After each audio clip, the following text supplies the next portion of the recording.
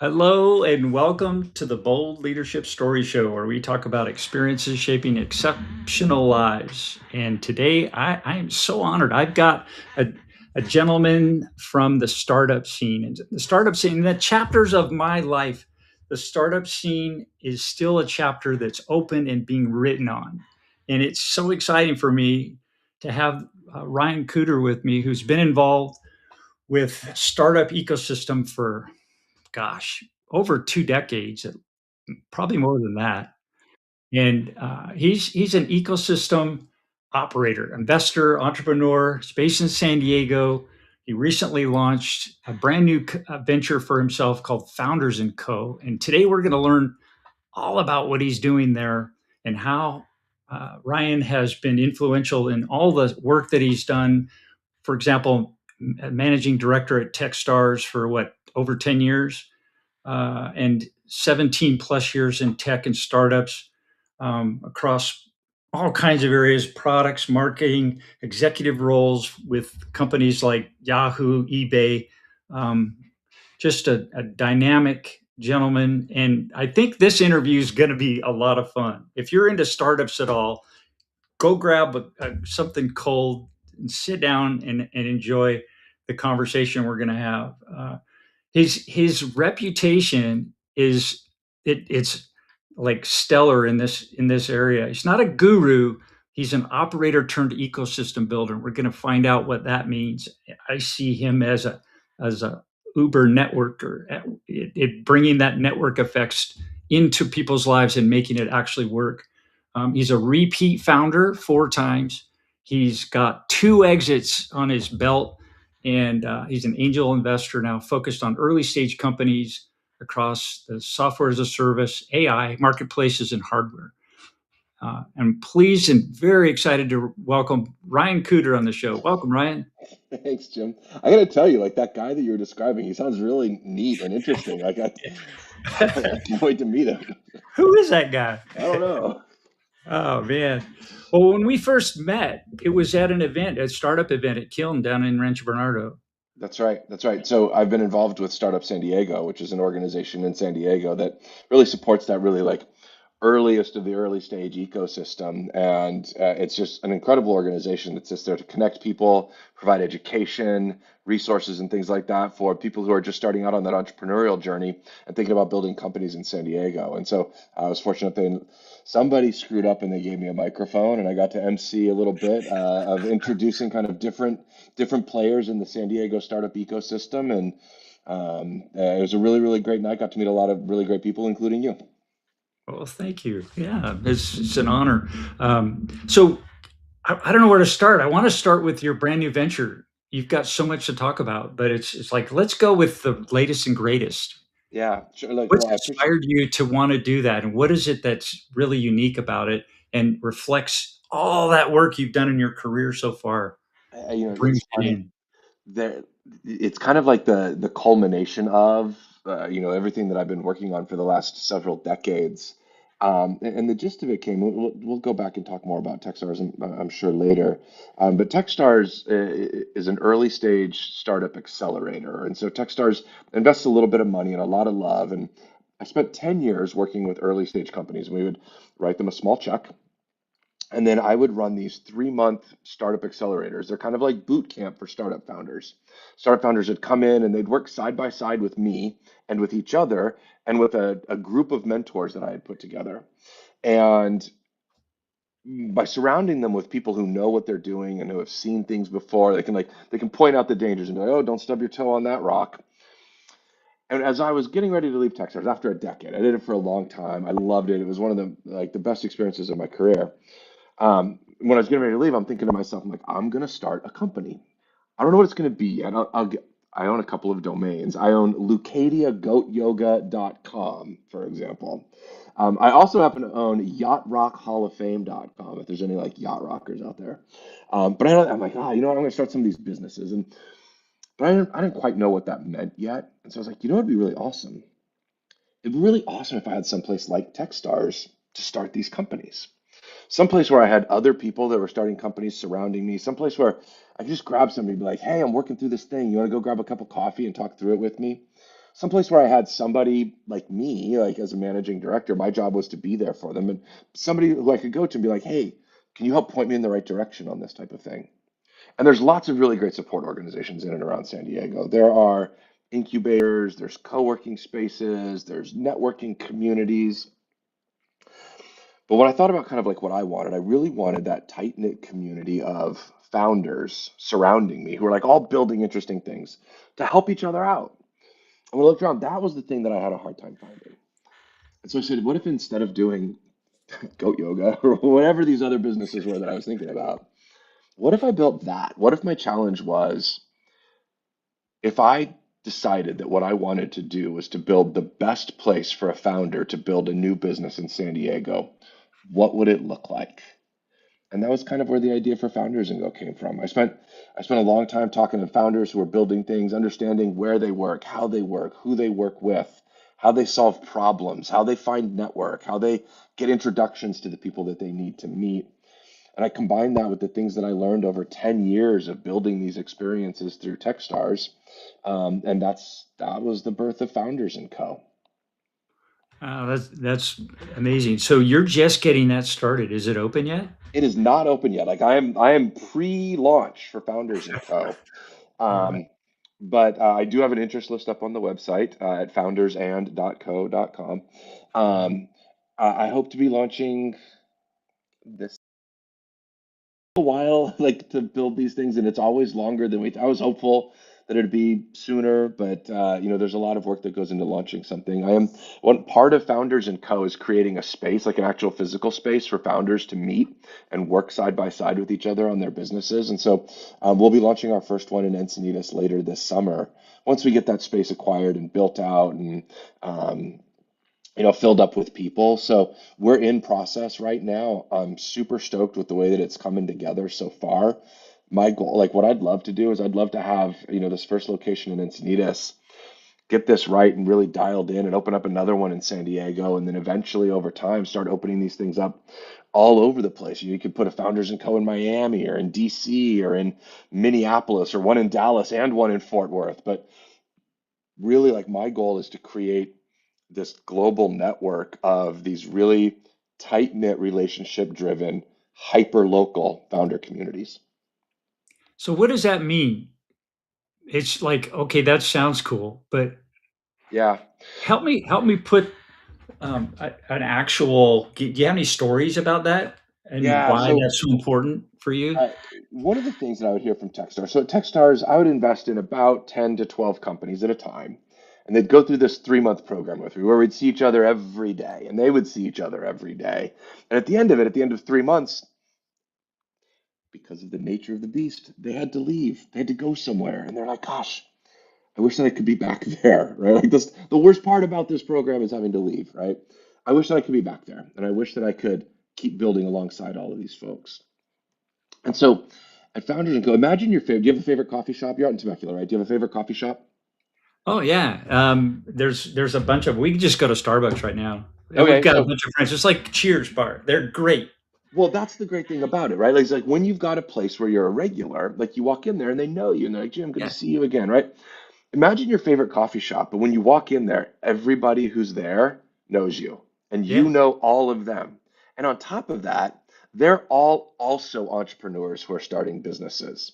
And there's somebody walking around that coffee shop going, Jim, how's it going? How's your business? Did you get that big sale you were trying to close? How's your fundraise coming along? Can I introduce you to somebody? Right? Plus, there's like a special room you can go off to and run a brainstorming session, or you could jump into a phone booth and make a phone call or whatever it is. And then once a month, you get together with all of those people that hang out at your coffee shop and you go have dinner with all of them. Mhm. And annually, you get together and you take a trip and you go do an offsite or a retreat someplace, right? So really, like this idea is if you can create There's these, magic there doing right? those things. Relationships happen when you have contextually relevant interactions that happen repeatedly over time. And one Mm. of the hardest things about being a founder is it's like naturally a lonely business, right? So if you can create a place and then put the same people into it, and those people are contextually relevant for you, Mhm. Over time, you start to see them over and over and over again. And then at the space, you do educational things like workshops. You have conversations like how I use AI in my so that other people can learn how I'm using AI. Mhm. One of my early members said, I want to do a vibe coding club. Like, how do I put a vibe coding club? And you start creating these opportunities for people to get together and bump into each other and work side by side. And over time, you can't help but develop relationships with each other. And when you develop those relationships with people who are working on similar things as you or who have worked on similar things with you, right? Those are the moments where those relationships start to turn into real meaningful help for you because they understand you, they understand your business, they understand your needs and your challenges and the people that you need to meet and how things are going and like when things are rough. And like when you do that, those kinds of tight-knit communities can come together and help. And if you get the right group of folks together who have the ability to help and the willingness to help, then every single member winds up with all of these helpers. And especially like, it doesn't matter if you're a first-time founder who's doing this for the first time, if you're somebody who's done this 3 or 4 times, like there's Mhm. always something that you can learn from somebody else along your way. And like that's really what I want to do is build that community, keep it small, intimate, and then build real relationships within it. So, who would be the ideal founder to participate at Founders and Co? It's a great question. A mentor of mine is a guy named Brad Feld. He's one of the co-founders of Techstars, and he's a VC with Foundry Group. And he and I had lunch a while back, and I was talking to him about like how do I define this? Because there's a particular type of person. There's actually 3 particular types of people that would be like for whom this community is built, right? Mhm. One is founders, but not just founders, because there's lots of people who are founders, right? Um, but founders who are building companies for the purposes of scale, right? Who are thinking about systems, they're thinking, because scale happens not just because you're adding customers, scale happens because your business grows and each person becomes more productive as it grows. And that leads to like more revenues and things like that. So, folks that are building with the intent to scale is one group. Mhm. There's another group of people which is previously exited founders and people who have started companies in the past. And those people, regardless of what they're doing right now, have a lot of that knowledge about how to be helpful, right? Because they've seen it before, they've done it before, they've achieved scale, they've grown businesses, they've gone from, you know, 4 people to 104 people. Um, and then there's another, it's a smaller group, but these are early stage investors and ecosystem leaders who have networks and connections that can benefit this community. And so we think about kind of like what that group looks like. It's that combination of all of those people with those different experiences and perspectives coming together to help build scalable companies. Mm. S- It's amazing to me that that these energies, and they're all ages, right? You've got people from 20 somethings up to ancient like Us, me. up to us, right? Like, yeah, Yeah. So it's like it's so exciting and dynamic, and they all bring yeah, a certain flavor and energy to the picture. And bringing those people together in the way that you're doing is, I think, so powerful because of the um, it's that density of the right mix of people, yeah. and there's really no competition there. It's kind of like I used to do a lot of backpacking, and one of Okay. the things I loved about being up in the mountains, away from everybody, you don't see that many people up there. At least that's the way it used to be. And and when you did see somebody, it didn't matter who they were. You were a friend, right?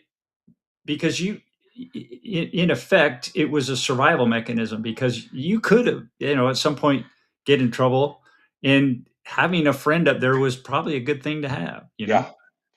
right? I mean, So is having a friend ever a bad thing to have? Like, especially no, like in no, your backpacking analogy, like they know like what's going on the trail. They know like how to make a fire, pitch a tent, set a sprained ankle, right? And so like just having any old person out there is not as helpful as having another fellow experienced backpacker.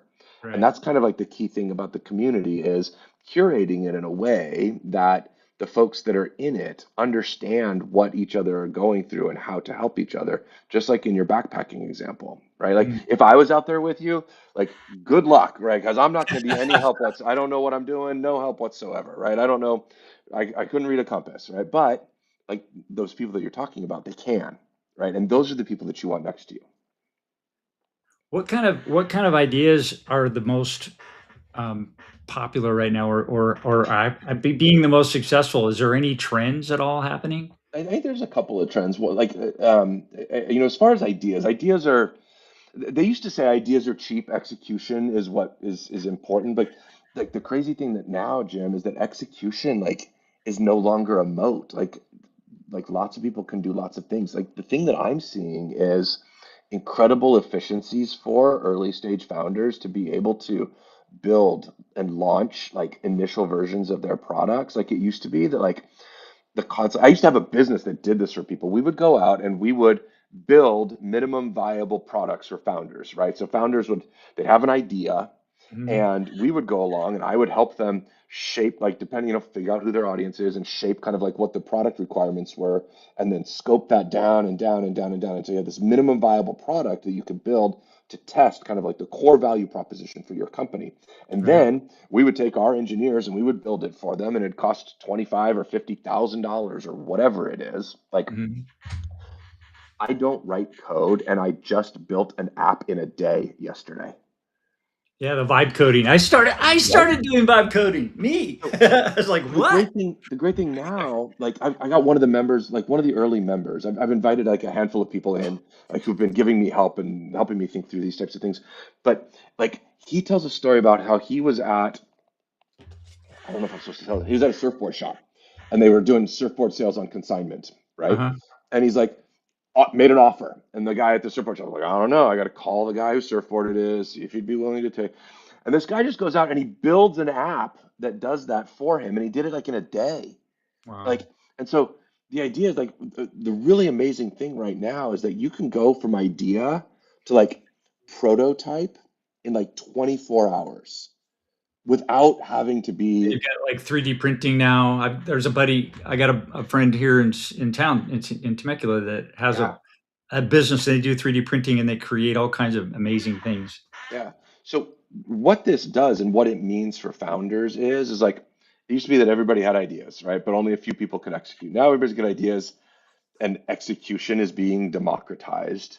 And so what does that mean? What it means like for founders is that the skill to really develop is distribution, right? Like if you can make this product, somebody else can make this product also. And if you can both make the product, the person who wins is the one who could get it to market into the hands of customers better and more efficiently. And so like when you say like what are some of the things that I'm seeing right now, it is smaller, leaner, faster companies building products quicker and winning on distribution. Okay. Well, that makes total sense. It's integrating the business. It's always been idea to in the hands, making that, you know, money exchange, the value exchange in as efficiently as you can, That's right. right? So coming up with something you can actually sell and people will buy that quickly and being able to get it out is phenomenal. But they must be going through either they're born with the tech in their head or that they are going through a serious learning curve. Well, there is a little bit of learning curve, but that's the really amazing thing about the tools that exist these days. Is there, like, you can just tell your robot what you want to build and say, "Help me figure out how to build it." And it's like, honestly, like, it's a really, we say this all the time every time a new innovation comes up, but it's a really amazing time to be alive, right? Yeah. Right. It's the quote, like, any sufficiently advanced technology is indistinguishable from magic, right? Arthur C. Clarke. Like, Uh-huh. like each and every one of us has magic on our laptops now, like actual, like literal magic. Yeah. Well, you and I have seen a lot in our lifetimes. Oh God. And it's yeah, I, crazy. I remember my dad brought home a laser printer when I was a laser printer, right? Like nobody even knows what a laser printer is anymore. But he brought it home and like we printed a picture at like 400 DPI, and you could like, you're like, oh my God, you could tell that it's a person. Like, Right. and we were like, like mind blown. That's amazing. Like, and Yeah. now.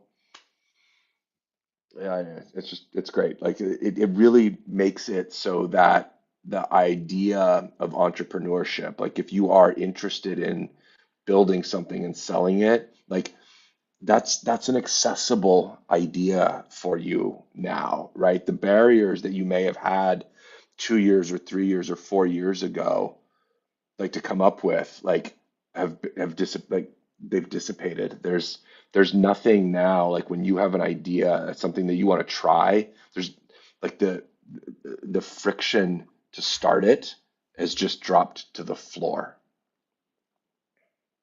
Hmm.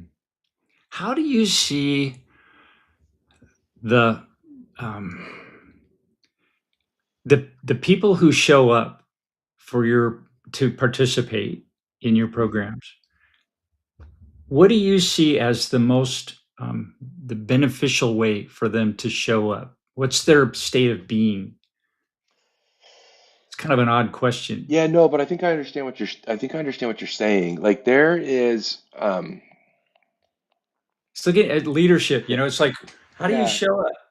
Are yeah. you confronted with stress? Are you letting things bog you down, or are you curious? Are you overly domineering? It's like, Yeah.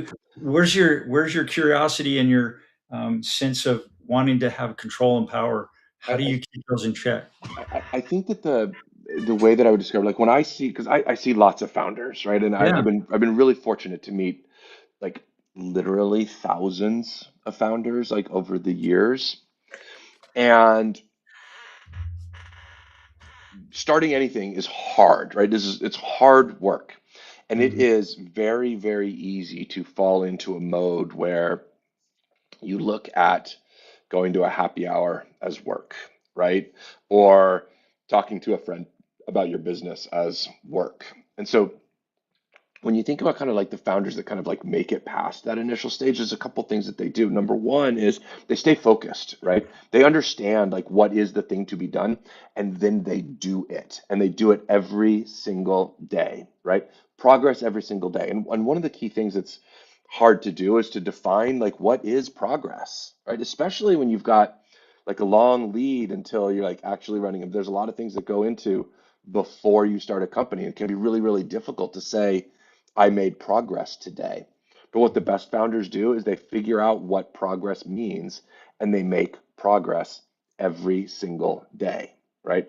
And in order to do that, there's this resiliency because what winds up happening inevitably is you care more about your idea than anybody else does, right? Nobody else cares, right?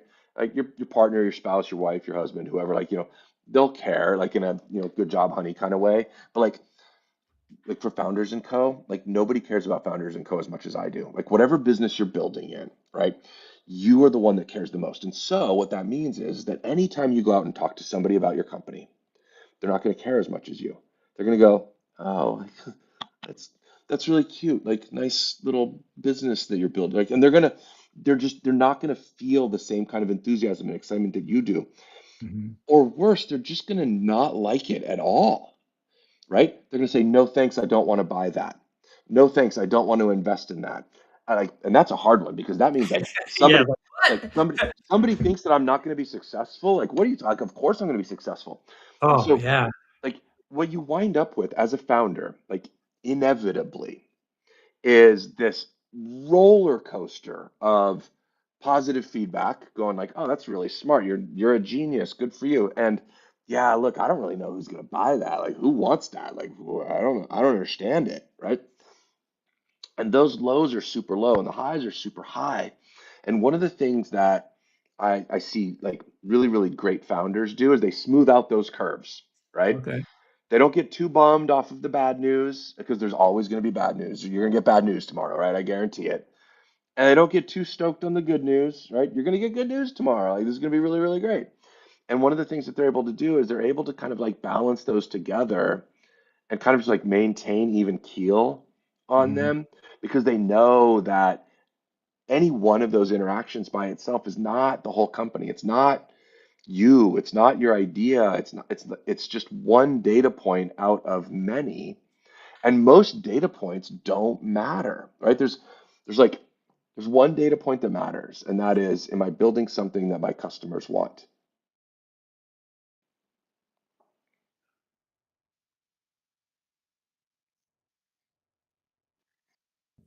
That leap of faith, you know. And I had the opportunity when I was up in San Jose working in Silicon Valley up there. I had a buddy, and he and I were talking to startups about marketing and sales, right? So Yeah, they were a lot of them were, yeah, I don't really need that yeah, because people are just going to buy it, yeah, you know. And I was amazed. It's like, really? And that they were serious. yeah, So I guess there's a point where at some point they come to an awakening, and it's, well, maybe this isn't gonna sell itself. yeah. So Well, like it's funny because one of the things that's hard to realize, because a lot of founders go in and they're like, how do I build something that like everybody will want, right? And it's kind of counterintuitive because you don't want to start by building something that everybody will want, right? Startups succeed at the earliest stages when they do one thing for one very specific customer better than anybody else in the world, right? And the better than anybody else in the world part is really, really difficult because if somebody else does it better than you for that specific audience, people in that audience will buy from the other person, right? And so, in order to win, like the way to do it at the earliest stages is really narrow down who your customer is. When you think that you've narrow it down some more, right? Do we sell to small businesses? No, no, no, no, no. We sell to veterinary clinics. Do we sell to veterinary clinics? No, no, no, no. We sell to veterinary clinics with three doctors or less. Do we sell to veterinary clinics with three doctors? No, no, no. We sell to veterinary clinics with three doctors or less who specialize in farm animals, right? And so when you start to think about kind of like how do I continually narrow that down, it's because then what you can do is you can build the features that that particular segment needs that companies that are focusing on a broader segment can't build, right? Companies that are focusing on a broader segment cannot specifically build for a horse vet, right? You can because you specialize in horse vets. And then once you're able to crack that nut, there's like another nut that's just a little bit bigger that you can expand into. And so by starting with that really, really small, well-defined audience and doing one thing, solving one problem for them better than anybody else in the world can solve it, you get those first early customers. And those early customers give you permission to build for slightly larger audiences, right? Like this is why Google now has Google Docs and Gmail and Gemini and Google Cloud services and like all of these things that didn't exist. Like at first, it was just a search engine that did this very specific thing for a kind of nerdy group of people back in, whenever it was. Like, and now they do all of these things for all of like everybody around the world uses it, but it doesn't start that way. Like you grow into that opportunity. yeah, it's funny how those old maxims somebody brought up to me the other day, and we were talking about ideal client profiles. Just, Yeah, marketing guys talk about that, and your so it ICP. yeah, the ICP, and it's like, well, the maxim is the farmer that goes after two rabbits catches no rabbits. The farmer that goes after one rabbit gets the rabbit. It's a great maxim. It really is. And that what you just described is an application of that. Yeah, But in today's language, yeah. You simplified it a lot. Like, thank you. well, it's a farmer lifestyle, right? Yeah, But it's those old sometimes those old things really make sense. yeah. Where do you see yourself headed right now? Where's the picture for Founders and Co. and when are you going to open the doors? Well, hopefully later this summer. Like that's the goal. Like I said, there's a lot of work that goes into kind of like the pre-open. And I've started taking some early memberships, just kind of like from select people in the community who've been really helpful along the way.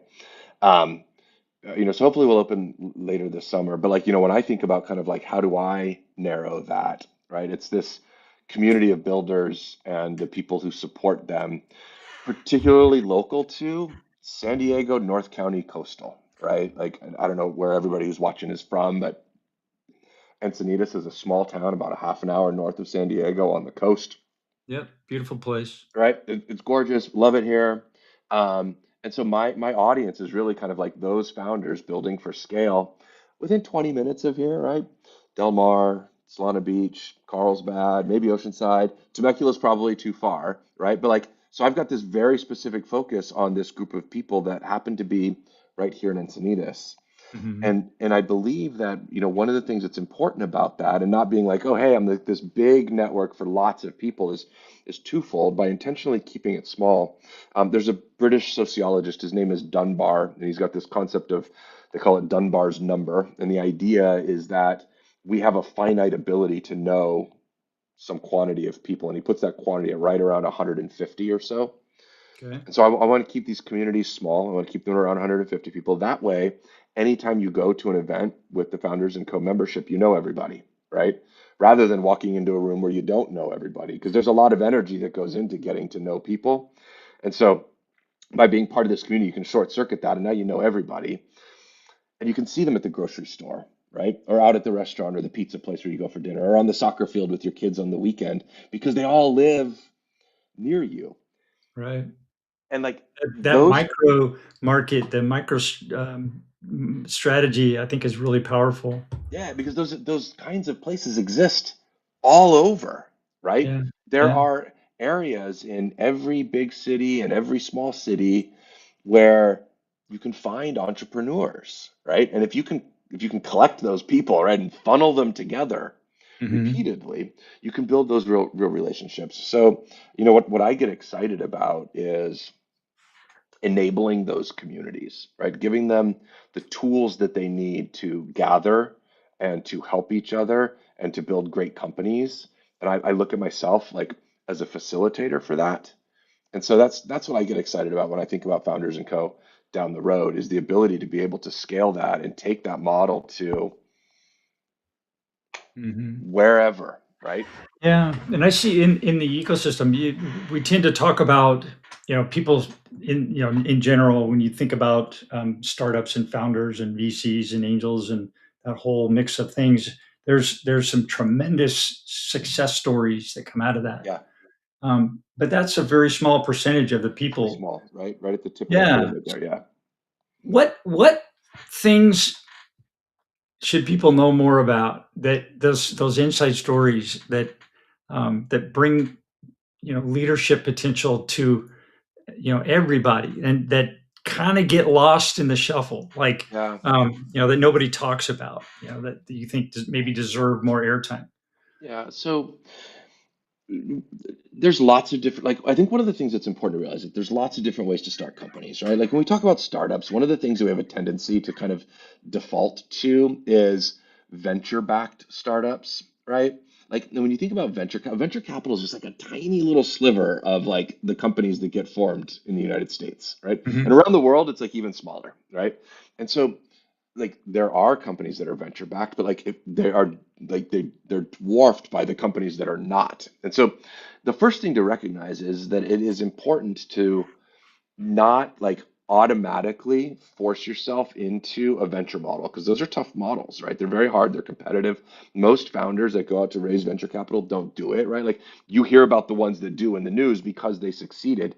You don't hear about all of the ones that go out there to try to raise venture capital and don't, because like first of all, who covers that? And second of all, if you're the one that didn't, who like you don't want that to be covered, right? So what you hear about is the wins, and so you like a lot of founders are like, oh, like my default path is venture capital, but there's lots of different ways to start businesses, and so like regardless of what that path is, the thing that I think is really tough is that it's a long road to success, right? And it's got ups and downs and hills, and you have to go through some tunnels and caves, and like, there's all kinds of danger along the way. The only way to wake up every morning and like be resilient and keep working and smooth out those big curves of disappointment and success, like, is to love what you're working on, right? Like, because if you wake up in the morning and you're like, ah, dude, I cannot wait to open up my computer and send emails to people telling them about this, right? I cannot wait to get into those meetings. I cannot wait to write that code. I cannot wait to, build that play, like whatever it is that you're working on that's like that defines progress for you on that day. Like as soon as you start to dread it, you're going to avoid it. And so the only way to really dive in and be resilient through those challenges is to love it. And like, not just like that you love the concept or the idea, right? But that you love the customer that you serve. You're obsessed with the problem that you solve for them. You have fun with the type of work that you do, right? Like, there's this Japanese concept of ikigai, right? Which is it's a concept of happiness basically, and the idea behind ikigai is it's these four concentric circles that kind of like meet up in the middle, and that center of that Venn diagram is ikigai, Right. and those four circles are something I'm good at, right? Something that I enjoy, something that has meaning for the world, and something that like pays me, right? And so I'm paraphrasing, of course, right? Sure. But like the idea is like lots of jobs will satisfy two of those. Like Hmm. some jobs will satisfy three of those. But when you think about what's the thing that I want to dedicate literally like years of my time to, like you got to find something that does all of it, right? It's got to have Hmm. meaning. It's got to be fun. You got to enjoy it. You got to be good at it. And, like because it's hard to struggle with something that you're not good at. And so, like I think that's one of the hardest things is just finding that thing that you love. Have you found your ikigai? I think so, right? Like and that's where I'm really fortunate to have been able to spend the last 10 years working side by side with some really, really amazing and inspirational founders and recognizing that like my joy comes from helping them, Mm. right? And so if I can figure out how to, you know, Jim, if this works, I'm gonna like wake up every day. I'm gonna be surrounded by really smart people who are building ambitious things. And I'm Mm. gonna wake up, I'm gonna go like how can I be of service to you and to everybody else that's part of these communities? And how do we leverage that to the folks that are like outside of like not just 150 members, but like the broader San Diego startup community and then the broader global community as well. And if we can find a way to do that, like just like the vibes in those places are just off the charts. Yeah, that's beautiful. It's the association aspects. I in my this part of my life right now, I've been able to really hug people figuratively and Yeah, physically, yeah. I'm a in hugger. much deeper ways than I ever have before. And I've met people that are really good at connecting, and I've learned from them so much. And it's a skill, but it's intentional to have that, and that associations. Um, when you're plugged into the right places, Yeah, it it opens doors so fast. It can, yeah, and it gives you this. It's a responsibility. I mean, once those doors are open, you have to deliver something, right? If you're not that's ready, the right. doors close again. That's Yeah, right. that's okay. But if you're ready for it and those doors open, it's beautiful. So it's Well, like for me, I'm always looking to, okay, how can I, and I want to be joy, right? I yeah, experience joy every day. That's my goal. That's really my reason for being here now. It's like yeah. I just want to have something every day that I can feel joy for. But one of the things that's tough is I think most of us have, through the course of our careers, experienced closed doors, right? Like Mhm. there's a room that I want to be in and that door is closed, or there's a direction that I want to go and there's some obstacle that's blocking me from doing it. And I think one of the things that is really difficult for a lot of people to think about is this idea of like manufactured serendipity, right? Like Mm. how do you create timing for yourself such that you approach the door when it's open, right? How do you how do you sneak in behind somebody, right? Like what's the like That how, you can't.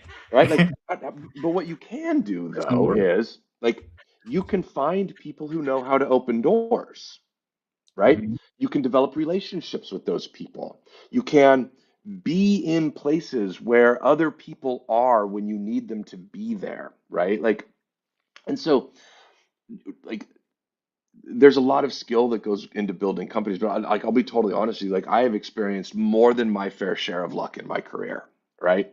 And if you talk to a lot of people who have become like very successful, like they'll tell you, like, I got lucky, like more than, like, you'll hear that a lot. I got lucky. Like, the reality is, like, part of it is lucky, but it's not like a passive kind of luck, right? It's It's luck. opportunity meets preparation, right? Right, opportunity makes preparation. It's the hard work that goes in. Like, you hear that, like, an overnight success, 20 years in the making, right? Right. Like, everything that you do, like, leads up to the moment, and everything that you have done in the past prepares you for what's happening now. There's the story of the woman who runs into Picasso at a cafe, and um, he's like sketching on a napkin, and she goes, like, can I buy that off of you? And he goes, yes, it's $20,000. And she goes, but it only took you 5 seconds to draw that. And he goes, no, it took me 20 years, right?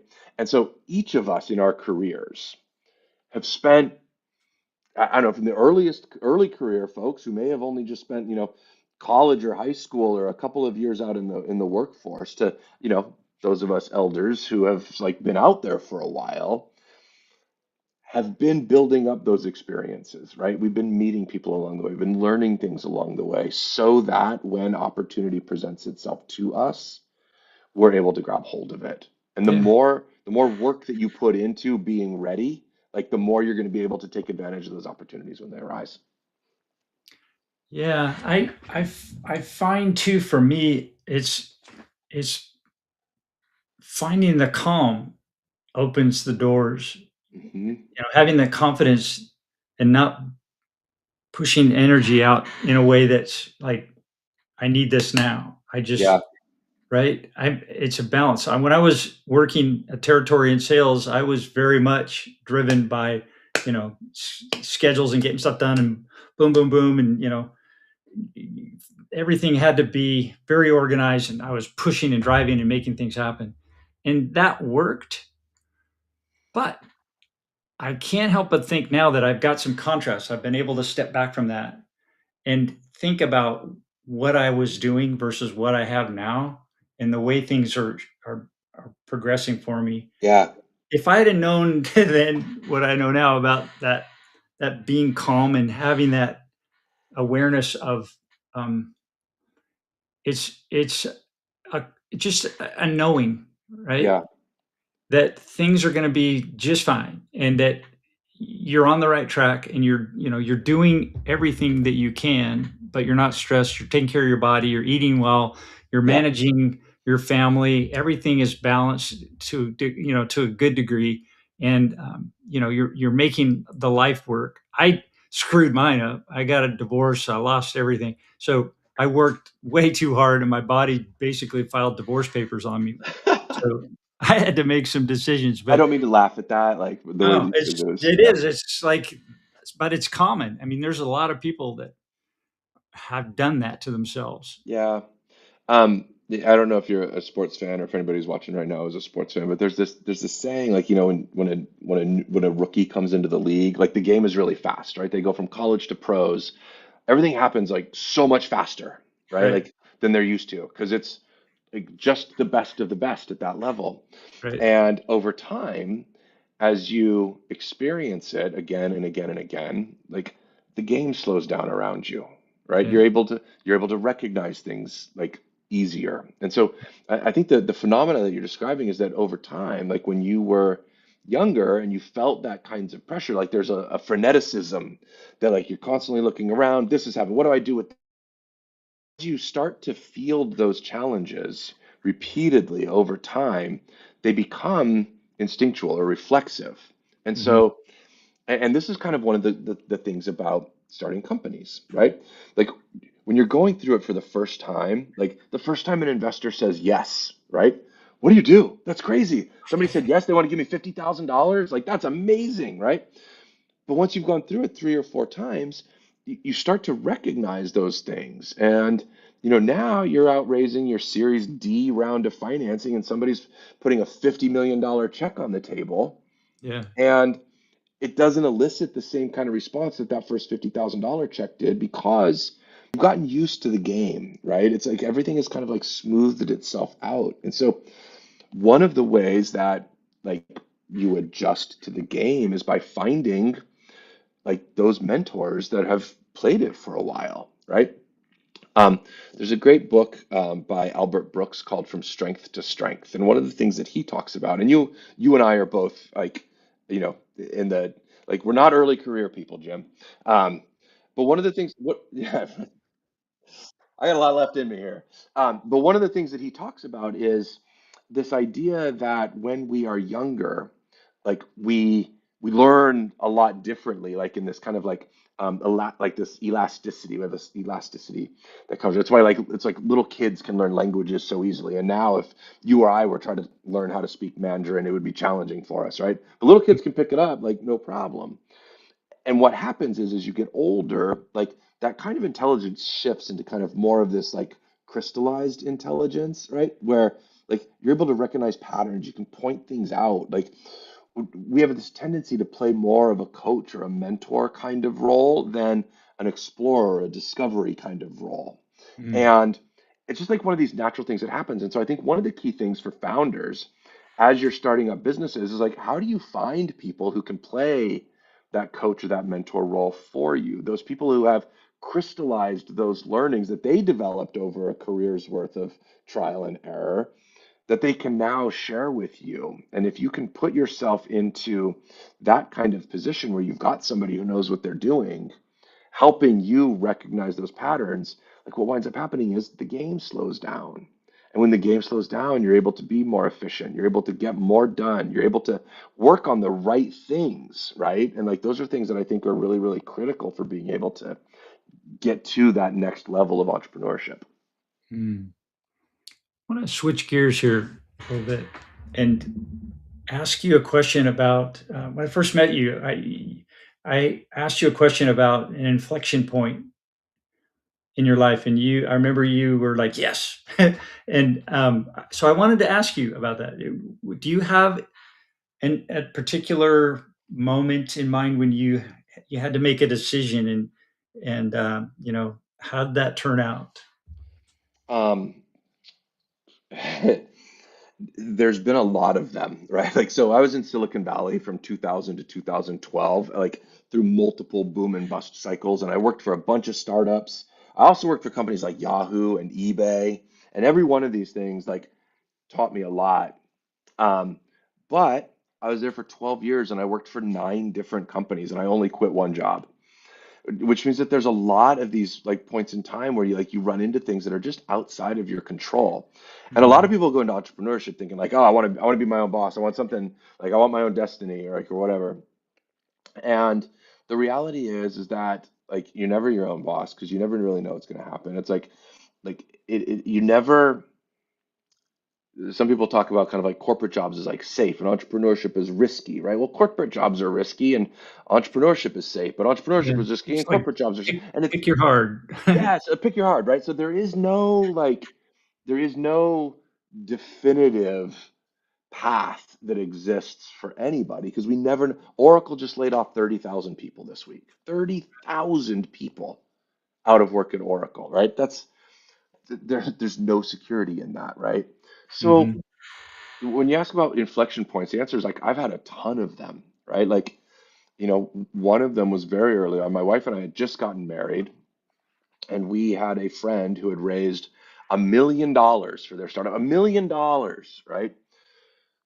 Wow, like, and they asked me to move up to San Francisco and work on that company. And I said, of course, right? All we got to do is get this stock price up to 12 and we'll be millionaires, right? The stock price is like fractions of a penny. Like, Mhm. but I didn't know anything about it. But we had the option of staying down here in San Diego or moving up to the Bay Area, and we took what was probably the riskier option, and we moved to the Bay Area, right? That job lasted like a month and a half after we moved. to San Yeah, Francisco. A month and a half, right? Like $1 million goes fast. And so we're yeah, sitting there in San Francisco, like unemployed, like not knowing like where we're gonna. I'm very self-conscious about the shadows that are coming through my window right now. So I'm moving yeah. around. I So get it. yeah. This room I'm in does that to me too Yeah. sometimes. So we got up there, and it was a month and a half later. The company's like, "Yeah, hey, sorry, you just moved up here from San Diego. We're shutting this down, and you're unemployed now." I remember talking to my dad one time when I was younger, and he said, "You know, Ryan, you have this habit of like falling into mud puddles and coming out smelling like roses." And I think that if each of us, like you and me, if we each kind of like look back, like we've all suffered setbacks in some way, right?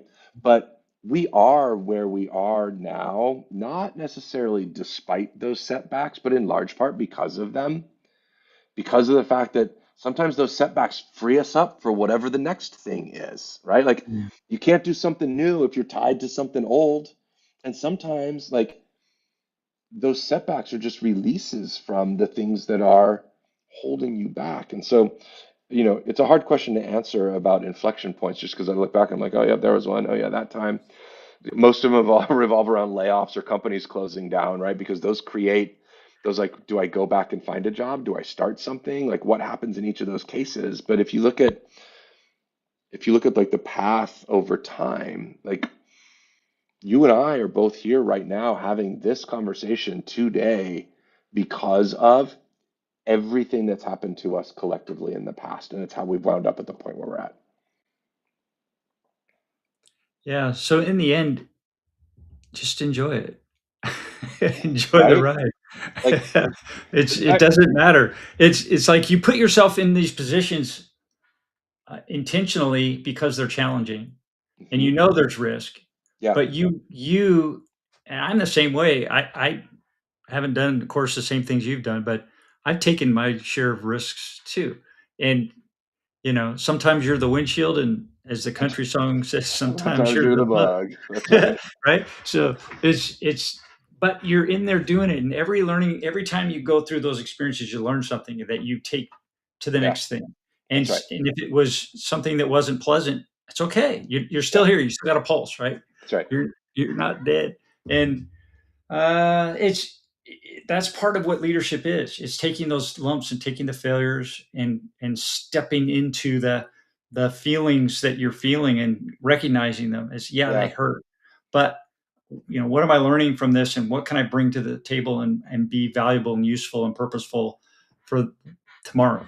You And, know, and it's not to say that like enjoy the bad things, right? Like you don't have to enjoy right? bad things. Yeah, no. It's okay to feel bad, right? It's okay to like I had a company that I was working with, one of the companies that I invested in, like they were developing a product and they went through this like program with like a large corporate customer, right?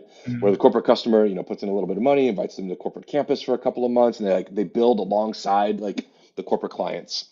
And they were really excited because if the corporate customer purchased their product at the end, it was going to be a game changer for the business, right?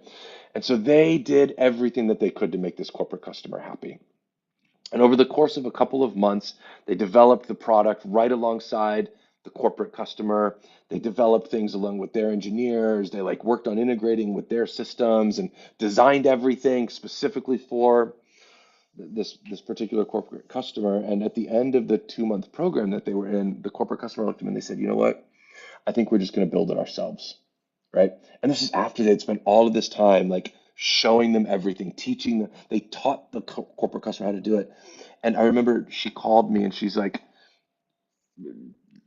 angrier than I've ever seen her in my entire life. And said, "I'm so mad and I'm so sad and I've got like all these like I don't know how to feel about it." I'm like, "Look, sometimes it's just about taking a deep breath, like go and scream into the pillow, right? mhm. And wake up and get back to work tomorrow."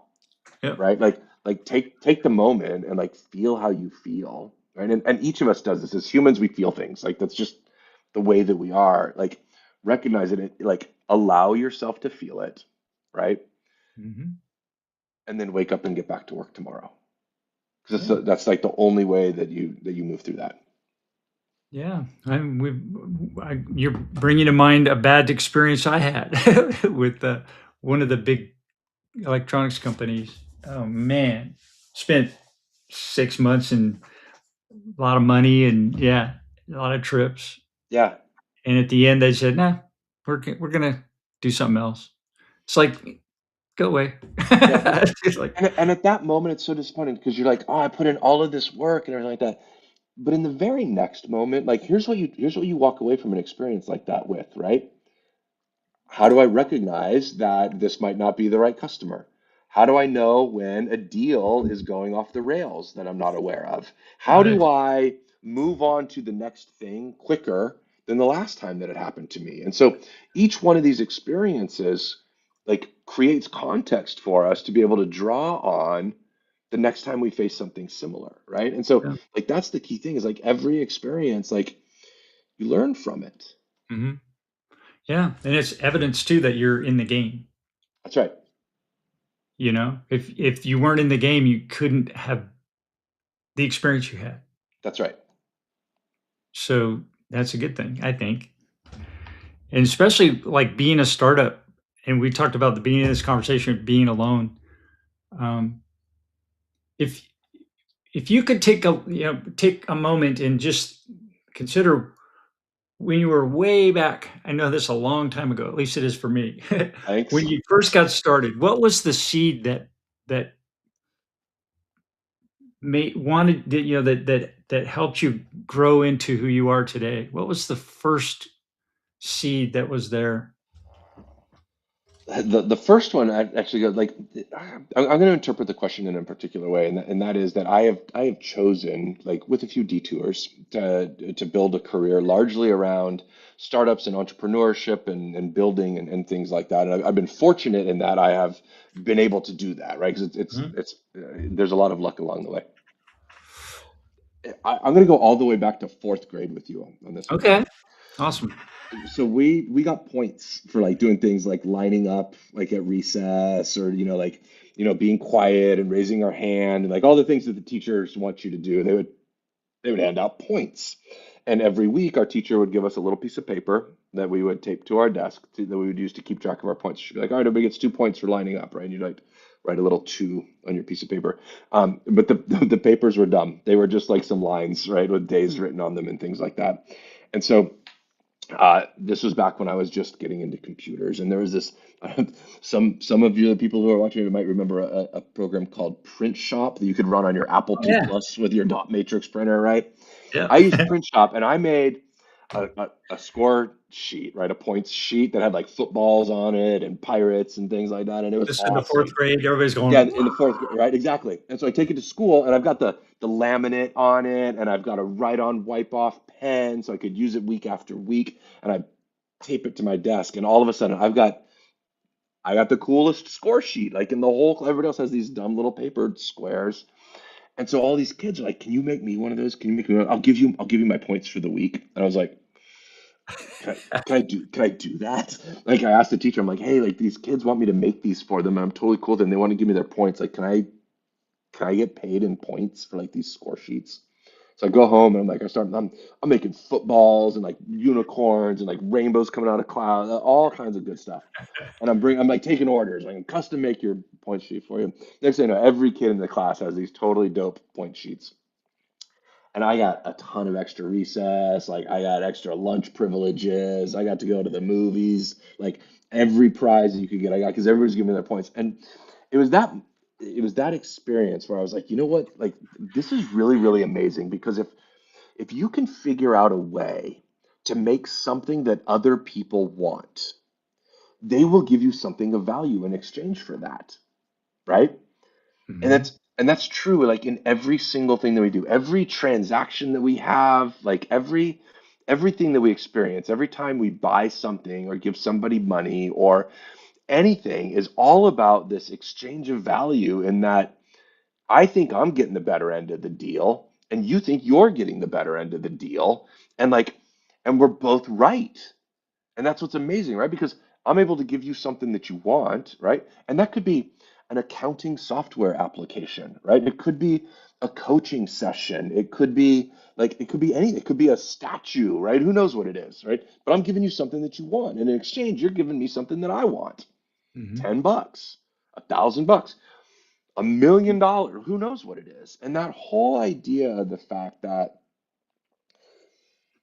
if we look at the world like with this like sense of abundance, right, rather than scarcity, right? There's enough that exists out there that we can always find ways as entrepreneurs, like our whole thing, like this is what we do, is we find ways to build something that somebody else wants, whether it's a score sheet with footballs on it, or a piece of software, or art, or food, or whatever, right?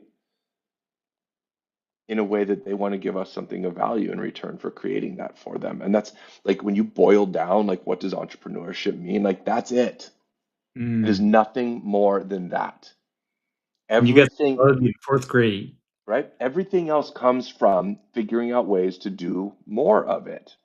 How do I Mm. make more score sheets? How do I find more kids, right? It's the same thing as like, how do I build more features into my software package and how do I find more customers for it? It's like it's the same concept, but it's got a fundamental core, which is I'm going to build something that you want, and then we're going to exchange something for it. And that's all that entrepreneurship is. Awesome. Great lessons today. Thanks for having me. I really do appreciate it. It's been a ton of fun. Yeah. I, thank you. I had a great time too. Oh, time always goes so quick. I know, I right? want to talk about just briefly reiterate founders and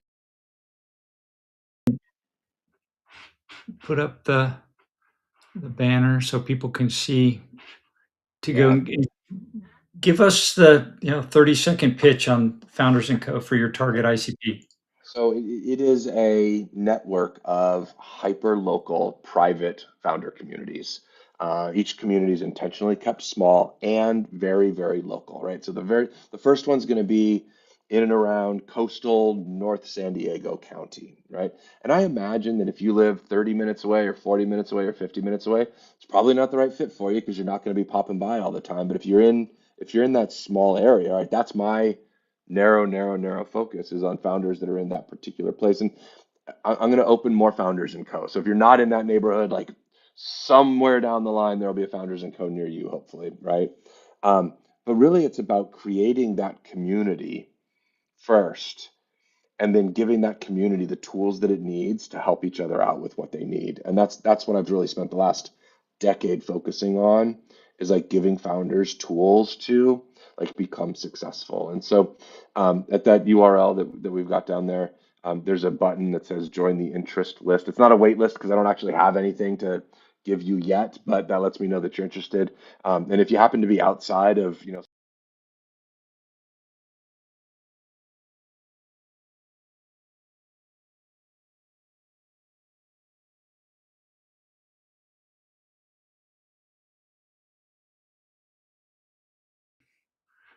Well, thank you, Ryan. well, thanks for having me. Like I said, this is a lot of fun. I could have conversations like this all day, Jim. Like, Yeah, me too. Well, it's always a great time to feel joy about what we have and all yeah, the wonderful things that we're doing in the world. and really exciting time to be a builder too, right? To be somebody who's making things right now because like the tools that we have available to us right now really like it's an unbelievable moment to be able to say, gosh, you know what I wish existed, and then like make it exist, right? Like, and it's really like unprecedented in history up until this point in time. Yeah, so much opportunity. I can't, I just, that's one thing. If I, people sometimes, I don't get it very often, but when somebody comes along, they've got gloom and doom. It's like, dude, you need to wake up, smack them around, because there's so much opportunity that we have all around us. There really is. Yeah, it's just an ideal way. So, well, thank you, Ryan. Hang on a sec. I'm gonna end the broadcast, Great. Thanks, Jim. and let's see if I can figure this out. We'll go.